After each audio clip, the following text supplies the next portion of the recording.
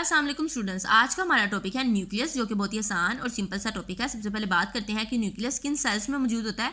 तो न्यूक्लियस जो है वो यूकैरियोटिक सेल्स में मौजूद होता है। अब इसकी लोकेशन की तरफ आते हैं कि एनिमल और प्लांट सेल में ये कहाँ मौजूद होता है। तो एनिमल सेल की अगर बात करें तो न्यूक्लियस सेंटर में मौजूद होता है और प्लांट सेल में ये लार्ज सेंट्रल वैक्यूल की फॉर्मेशन की वजह से एक साइड पर मूव कर जाता है। मैं आपको एनिमल और प्लांट सेल दिखाने लगी हूँ जिसमें हम न्यूक्लियस को देखेंगे कि कहाँ पर मौजूद है। तो स्टूडेंट्स ये देखें, ये है एक प्लांट का सेल जिसमें सेंटर में आपको नजर आ रहा है वैक्यूल।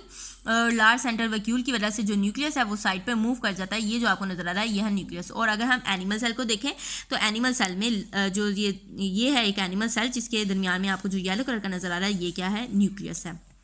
अब हम स्टूडेंट्स देखते हैं न्यूक्लियर इन्वेलप को। जो न्यूक्लियस होता है वो डबल मेम्ब्रेन से बाउंड होता है जिसको कहते हैं न्यूक्लियर इन्वेलप। न्यूक्लियर इन्वेलप में बहुत सारे स्मॉल पोर्स मौजूद होते हैं जो कि सेमी परमिएबल मेम्ब्रेन के तौर पर एक्ट करते हैं। इन पोर्स के जरिए से मूवमेंट ऑफ मटीरियल होता है। न्यूक्लियोप्लाज्म की तरफ आते हैं तो न्यूक्लियर इन्वेलप के अंदर ग्रैनुलर फ्लूइड होता है। प्लाज्म का मतलब आपको पता है कि क्या होता है, फ्लूइड। तो न्यूक्लियर इन्वेलप के अंदर ग्रैनुलर फ्लूइड मौजूद होता है जिसको कहते हैं न्यूक्लियोप्लाज्म। और इसके अंदर होता है बहुत एक या एक से ज़्यादा न्यूक्लियाई और इसके अलावा क्रोमोसोम्स भी न्यूक्लियोप्लाज्म के अंदर मौजूद होते हैं। स्टूडेंट्स हमें ये तो पता है, जब हमसे कोई पूछता है कि क्रोमोसोम्स कहाँ मौजूद है तो हम कहते हैं न्यूक्लियस में मौजूद है। लेकिन अगर कोई आपसे ये पूछे तो न्यूक्लियस में कहाँ पर मौजूद है, कि क्रोमोसोम्स न्यूक्लियस में कहाँ पर मौजूद हैं, तो आपने जल्दी से जवाब देना है कि क्रोमोसोम्स न्यूक्लियस में न्यूक्लियोप्लाज्म के अंदर मौजूद होते हैं। ठीक है, अब मैं आपको आगे चलती हैं न्यूक्लियोलस की तरफ। न्यूक्लियोलस क्या होता है, एक डार्क स्पॉट है और it is the site where ribosomal RNA are formed. और ये वो साइट होती है जहाँ पर राइबोसोमल आरएनए बनते हैं और असेंबल होते हैं एज राइबोसोम्स वहाँ पर असेंबल होते हैं। मैं आपको अब दिखाने लगी हूँ न्यूक्लियस का स्ट्रक्चर और उसमें हम देखेंगे न्यूक्लियोप्लाज्म और न्यूक्लियर इन्वेलप को। तो ये देखें स्टूडेंट्स, ये है एक स्ट्रक्चर ऑफ न्यूक्लियस। ठीक है, ये पूरा एक स्ट्रक्चर होता है न्यूक्लियस जो कि सेल के अंदर मौजूद होता है। ठीक है, सेल के अंदर जो न्यूक्लियस मौजूद होता है वो उसका स्ट्रक्चर कुछ इस तरह है। और ये जो आपको नज़र आ रहा है ये क्या है, न्यूक्लियर इन्वेलप। ये जो आपको नज़र आ रही है ये है न्यूक्लियर इन्वेलप। और ये देखें इनसाइड जो फ्लूइड मौजूद आपको नज़र आ रहा है, जो फ्लूइड मौजूद है वो है न्यूक्लियोप्लाज्म। ठीक है, और आपके अभी हमने बात की कि न्यूक्लियोलस एक या एक से ज़्यादा मौजूद होते हैं किसके अंदर, न्यूक्लियोप्लाज्म के अंदर।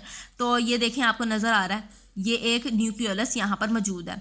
और इसके अलावा हमने क्या पढ़ा कि जो न्यूक्लियोलस है उसके अंदर क्या होते हैं, राइबोसोमल आरएनए मौजूद होते हैं जो कि असेंबल होते हैं एज अ राइबोसोम्स। और न्यूक्लियोप्लाज्म के अंदर हमने स्टडी किया कि क्या होते हैं, क्रोमोसोम्स मौजूद होते हैं।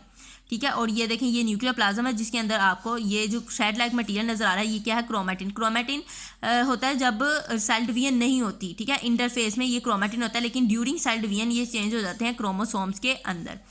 ठीक है, और आपने स्टडी किया कि न्यूक्लियर इन्वेलप में बहुत सारे पोर्स मौजूद होते हैं। ये देखें ये पोर्स मौजूद हैं जो एक्ट करते हैं as a semi permeable membrane के तौर पर। अब हम चलते हैं आगे। न्यूक्लियोप्लाज्म हम पढ़ चुके हैं, न्यूक्लियोलस हम पढ़ चुके हैं।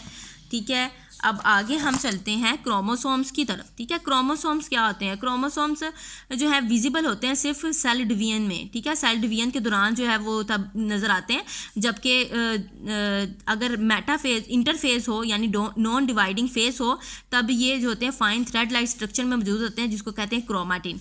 अगर हम क्रोमोसोम की कंपोजिशन देखें तो क्रोमोसोम्स जो होते हैं वो डीएनए और प्रोटीन से मिलकर बने हुए होते हैं।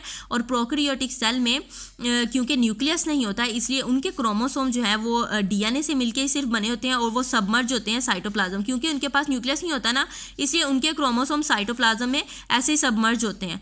और जो यूकैरियोटिक सेल के क्रोमोसोम्स होते हैं वो सिर्फ डीएनए से मिलके बनते हैं। ये आपसे डिफरेंस में भी पूछा जा सकता है कि यूकैरियोटिक सेल और प्रोकैरियोटिक सेल के क्रोमोसोम की कंपोजिशन में क्या डिफरेंस है। तो आप बताएंगे कि जो यूकैरियोटिक सेल के क्रोमोसोम्स होते हैं वो डीएनए और प्रोटीन से मिलकर बने हुए होते हैं जबकि प्रोकैरियोटिक सेल के जो क्रोमोसोम्स होते हैं वो सिर्फ डीएनए से मिलकर बने हुए होते हैं।